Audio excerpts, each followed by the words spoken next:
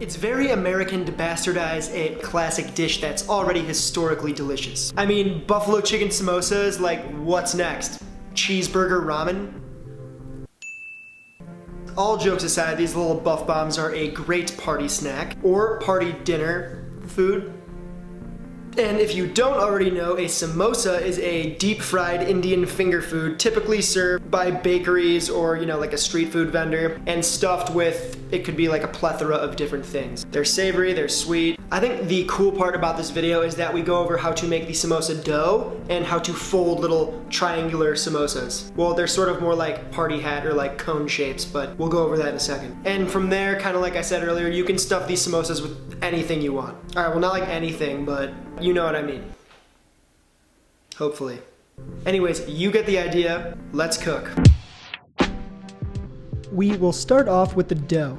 To start, we'll reach for the all-purpose flour and clarified butter, also called ghee in Indian cooking. Here I'm measuring the ingredients by weight to get the most accurate and similar results time and time again.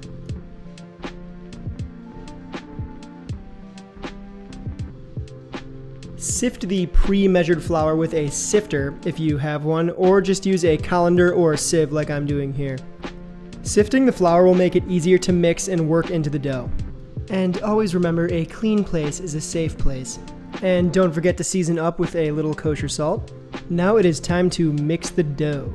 This can all be done by hand, but I prefer to utilize a man-made wonder known as the stand mixer. Add the flour to the mixing bowl, secure the paddle attachment to the stand mixer, and pour in half of the melted ghee. Once incorporated, slowly pour in 1 cup of warm water. You may need a little less or a little more depending on how dry it is in your kitchen. Right now it's winter, so I'll add the full cup.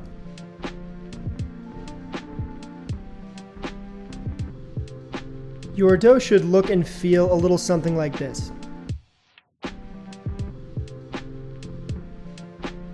Lightly dust a clean workspace with flour and pop out the dough.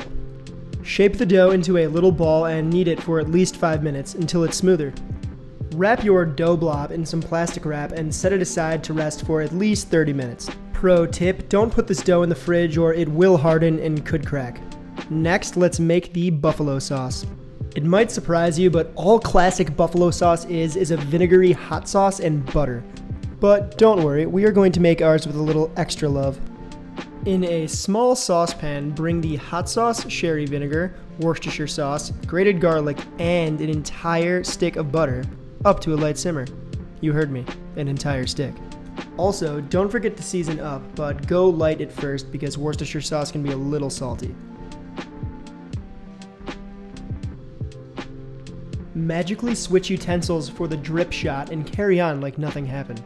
Take the buffalo sauce off the heat and set it aside. You'll have some extra, so lucky you. Now onto the cilantro chutney. Roughly chop up a medium-sized bunch of cilantro, stems and all. Then toss it in the blender. Then pick a dozen or so mint leaves and don't be afraid to toss them in the blender. A pinch of salt, a small dash of sugar, and some lemon juice. If you drop a seed in, no worries, just fish it out. Now, slowly bring your blender to a medium speed until everything is blitzed to an herbaceous pulp. Add a few drops of water and/or lemon juice to loosen things up if need be. Once blended, transfer things into a sealable container like this here deli. Now spoon in a bit of the whole milk yogurt and swirl it in with the herb mixture. And now we have a bright, tangy, refreshing sauce for later on. This will keep in your fridge for about 2 days. Alright, we made it. On to the filling. Start by roasting 6 medium boneless skinless chicken breasts until cooked through. Every oven is a little different, so I don't like giving times, but I roasted these at 425 for about 12 to 15 minutes. Slice each thigh into medium strips and then again the opposite way until you have a large dice type situation. Rinse and repeat for the remaining thighs and set aside. Now we need to peel our potatoes. Peel the skin off with a good peeler. Peel. To make sure the potatoes don't oxidize and turn brown, squeeze in half a lemon into some water and hold your potatoes inside. Acidulated water helps stop oxidation, aka when your stuff turns brown. Slice off a bottom bit of a potato so it stands securely while you cut it. Now slice the potato into a medium-large dice. No need to get too specific here, this will work. Things are about to get steamy. In a basket steamer or any other steamer you might have, steam the potatoes on medium heat until relatively poke-throughable, about 7 to 10 minutes.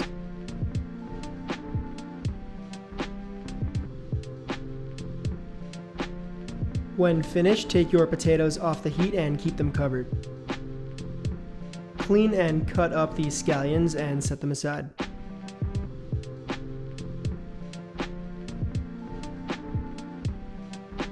Now, top and tail, then slice and dice your celery, like so.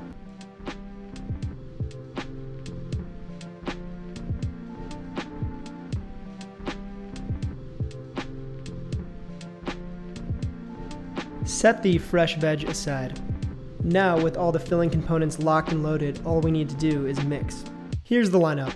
We have our steamed potato, buffalo sauce, celery and scallion, also known as green onion, full fat cream cheese, and the chicken thighs. I just want to preface this by saying that the filling is a lot easier to work with when it's at room temperature. The real challenge here is to make sure that the cream cheese is fully mixed in with everything else and doesn't chunk about. To assure this happens, I like to encourage it to break down by surrounding it with the hottest ingredients, the potatoes, buffalo sauce, and chicken. Once you feel like the cream cheese situation is under control, add in the rest of the stuff from the lineup. Mix everything together, set it aside, and there you have the filling. Also, this filling can be made up to a couple days in advance. Simply cover and chill. Just be sure to bring it to room temp before using it. At this point, the dough should be rested and ready to bend to our will. Flour a clean workspace. Form the dough into a thin log about 1 foot long by 1.5 inches thick. We're going for 8 to 10 even-sized small dough balls, so as long as you achieve that, the exact size doesn't matter much.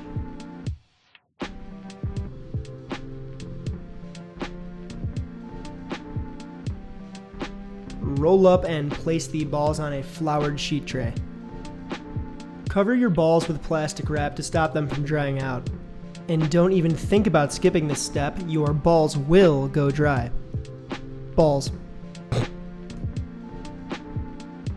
One at a time, press down each ball into a small dough coin, and then roll them out to about 1/8 of an inch thick, or 2.8 centimeters thick. Cut the rolled dough in half to make 2 half moons.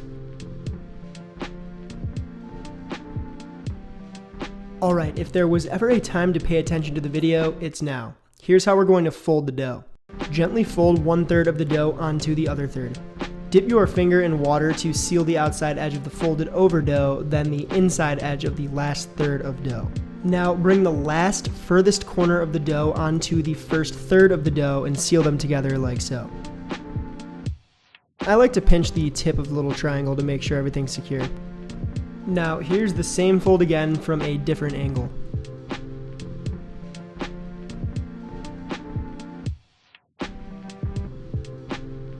Alright, so now we're all folded up.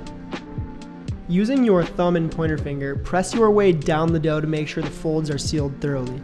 A good seal means a non-bursted samosa and minimal tears. Now top off the dough cone with a bit of the filling. Dip your finger in water and dampen the rim of the cone. With the seal in the middle facing towards you, use your pointer fingers to poke in the sides of the cone, then your middle finger and thumbs to press the dough shut. Now plop your samosa on its butt and use a fork to seal it off, sort of like you might do with a pie crust.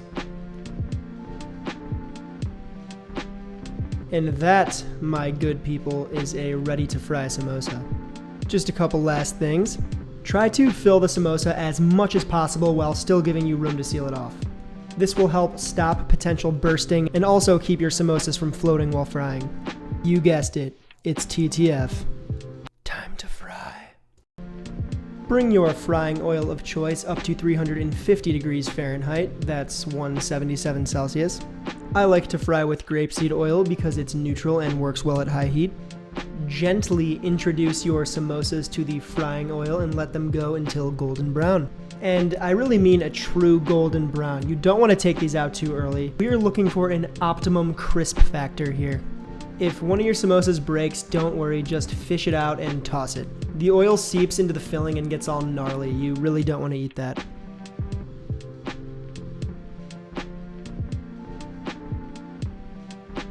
Now that's a true golden brown.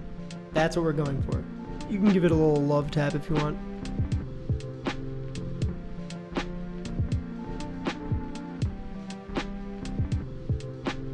Set your hot oil aside and wait until it's cool enough to handle. This takes time. Be careful. Once cool, strain the frying oil back into its container. Oil like this is generally good for at least 3 to 4 solid fry sessions before it goes bad. And I know it seems like torture at this point, but give your samosas at least 5 to 10 minutes to cool. That, or consider the roof of your mouth gone forever. And let's get you in real nice and close. This is what these little beasts look like up close. Alright, now it is time.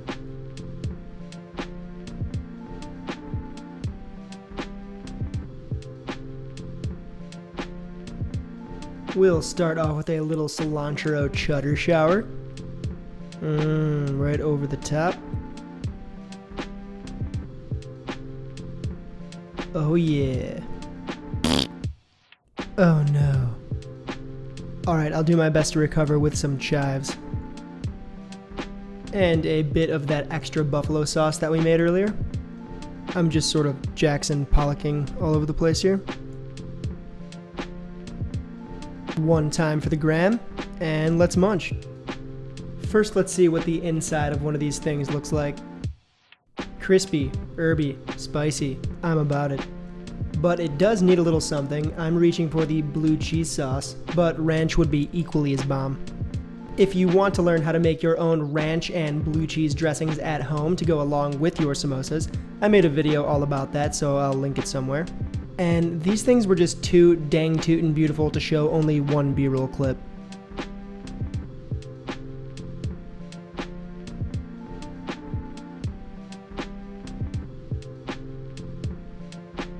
Cross-section game Arnold.